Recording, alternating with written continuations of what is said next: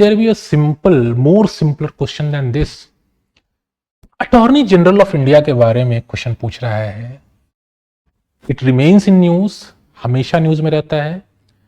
Supreme court में कोई case चल रहा है तो attorney general of India, attorney general ने क्या क्या बोला, क्या आर्गुमेंट्स दिए, remains in news very often. अब इससे सिंपल क्या ही क्वेश्चन हो सकता है कि अटॉर्नी जनरल के बारे में. बट क्वेश्चन सिंपल है या नहीं, ये इस बात पे निर्भर नहीं करता है ये क्वेश्चन किस टॉपिक से आया है.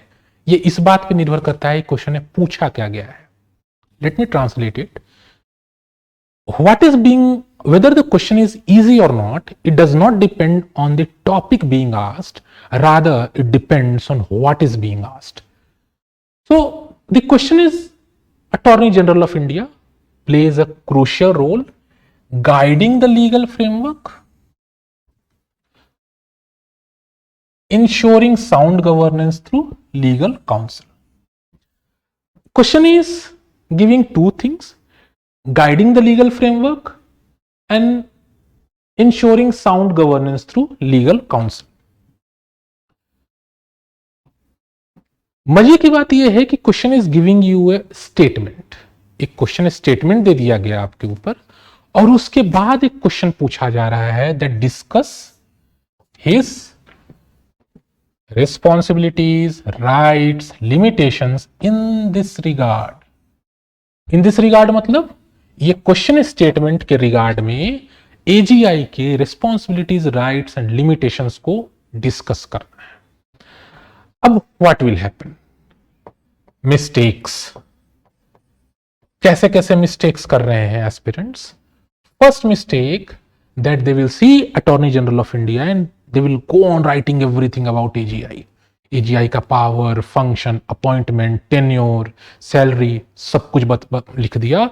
बिकॉज आप तो वही पढ़ के गए हो, है कि नहीं? आपने तो सारे नोट्स पढ़े हुए होंगे. तो that is the first mistake, that you went on elaborating everything about AGI. But question is not asking about appointment of AGI, question is not asking about removal of AGI, question is not asking about his service conditions. That is the reality. अब मजे की बात इसमें यह है कि this is entirely application based question. आपको सब लोग बताएंगे कि यूपीएससी में एप्लीकेशन बेस्ड क्वेश्चन आते हैं. This is a very burning example of application based question. क्या है एप्लीकेशन बेस्ड क्वेश्चन में? दैट आपको रिस्पॉन्सिबिलिटी, राइट्स एंड लिमिटेशंस पता होगा. ठीक है, क्या पावर है अटॉर्नी जनरल के पास, क्या अधिकार है उसके, क्या responsibility, you must be aware of this. But how to apply it? Apply it in terms of guiding principles and sound governance through legal counsel. ये दो कीवर्ड पकड़ने जरूरी हैं. पकड़ने जरूरी इसलिए हैं बिकॉज इस question is clearly asking you to discuss in this regard. अब जब क्वेश्चन खुद ही बोल रहा है कि इसके रिगार्ड में आप डिस्कस कीजिए, तो don't you think that this becomes the soul of the question. The second mistake that aspirants have committed is that they could not connect this. They could not connect 1 and 2 with 3. So connecting the role of AGI as guiding the legal framework and sound governance through legal counsel, इन दोनों चीजों को AGI की responsibility, right और limitation से connect करना है. That is the actual demand of the question. So I have decoded the question so that in future जब भी आपके पास कोई क्वेश्चन आए ना, तो आप उसको देखो कि यार क्वेश्चन पूछना क्या चाह रहा है. What is the contextual demand? Question की कॉन्टेक्चुअल डिमांड क्या कह रही है? बिकॉज अगर क्वेश्चन की हम कॉन्टेक्चुअल डिमांड नहीं समझ रहे तब तो हम कुछ भी लिखते चले जाएंगे. और ऐसा हुआ है, तो लोगों ने अटॉर्नी जनरल के बारे में सब कुछ लिख के आ गए हैं, बट क्वेश्चन की डिमांड तो कह नहीं रही.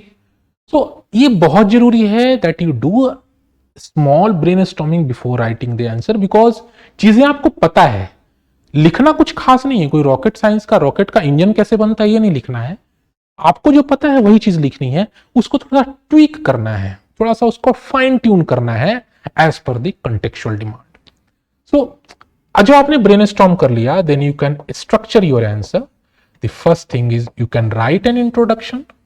In introduction, you can simply write about AGI, who is Attorney General of India, the highest legal counsel as per the article 76. ऐसा करके आपने briefly introduce कर दिया, and then you should switch to the body. अब आपकी जो body है answer की, that should be having 3 parts, 3 part होने चाहिए. कौन कौन से? Responsibility, rights and limitations. Responsibility, rights and limitations.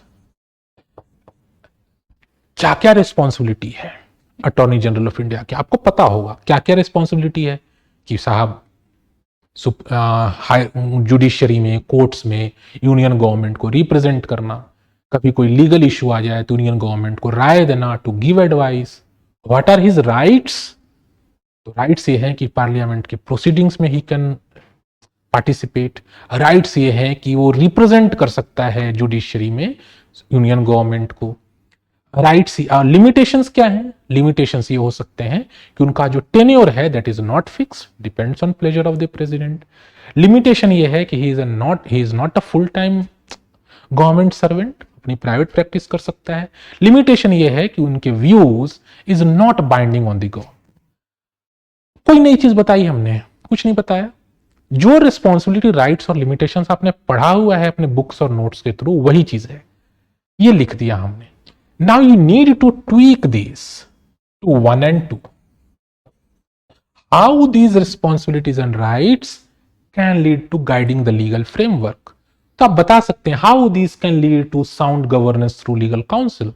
तो आप बता सकते हैं कि when AGI represents the union government in the Supreme Court or higher court, AGI gives a perspective as per the executive.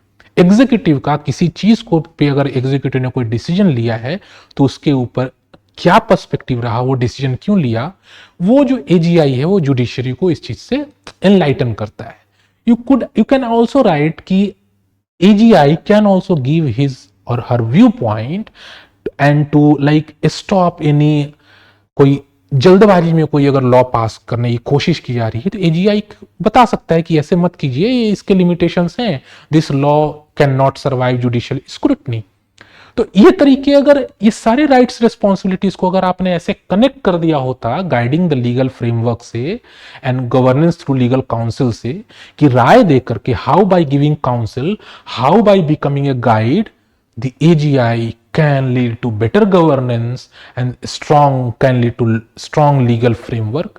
इस तरीके से अगर आपने कनेक्ट कर दिया होता तो आपके आंसर का, आपके क्वेश्चन का कंटेक्चुअल डिमांड मीट हो गया होता, and then you could have got that answer would have fetched very good marks. So यही है, कोई रॉकेट साइंस नहीं है. Application is what I am just telling you. What you know, just tweak it, fine tune it to the question demand. After writing this, you can simply write a small conclusion. Conclusion के लिए सबसे simple सी बात, जो limitation है उसका way forward आप conclusion बना सकते थे. That not binding on the government. So it is a duty of the executive that the advice or counsel of the AGI should be heard properly and should be acted upon accordingly. ऐसे करके जो limitation था कि executive के ऊपर advice binding नहीं है, उस लिमिटेशन को आपने ट्विक करके, आपने एक वे फॉरवर्ड करके आपने कंक्लूजन बना दिया. कोई बड़ी चीज नहीं है. You could have written this answer so well that you could have easily got 8 or 9 marks at least. See you next session.